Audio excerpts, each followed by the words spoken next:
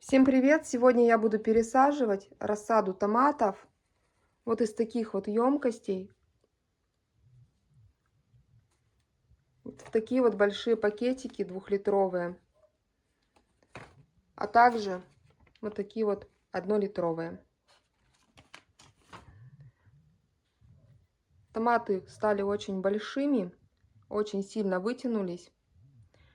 Корневая система уже полностью развита и требует пересадки. Поэтому я сейчас пересажу для того, чтобы растение полноценно развивалось. А также покажу, чем я буду подкармливать во время пересадки. Итак, если рассада переросла, как у меня, чем хороши данные пакетики? Корневая система уже полностью развита и некуда и дальше развиваться, то эти пакетики просто находка.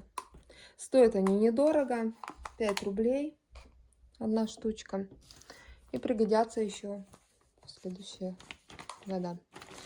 Итак, что я буду делать? В первую очередь, еще раз покажу, если томат сильно вытянулся, я в первую очередь обрежу листочки, вот эти вот два. Сначала я положу на дно немножечко грунта, затем возьму мой томат, лежа его вот так вот уложу, немножечко подгибая и вот так вот выпрямляю. То есть растение станет, во-первых, немножко покороче, и затем снова буду укладывать мой грунт. Таким образом, в местах среза растение даст новые корни, и оно будет намного крепче, чем было до этого. Так вот, чтобы не сломать.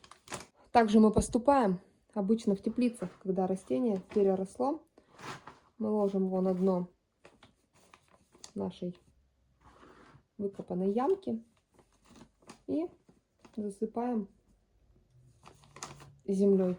В данном случае я поступаю точно так же. Да, растение не находится посередине моего мешочка, но я считаю, что это не сугубо принципиально важно. Чтобы влага не так быстро пересыхала, добавлю кокосового субстрата. И вот у меня получился вот такой вот пакетик. Да. Места он, правда, много занимает, но зато растение стало всего не больше 20 сантиметров, а было все 50. Добавляем монофосфат калия 1 грамм на 1 литр воды. Все хорошо размешиваем,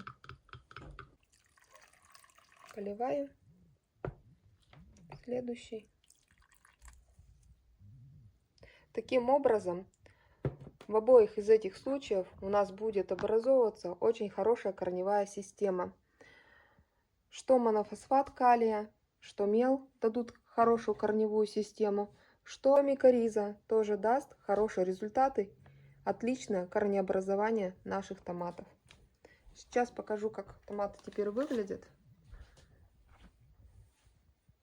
Вот так выглядят томаты. Здесь он будет просторно развиваться.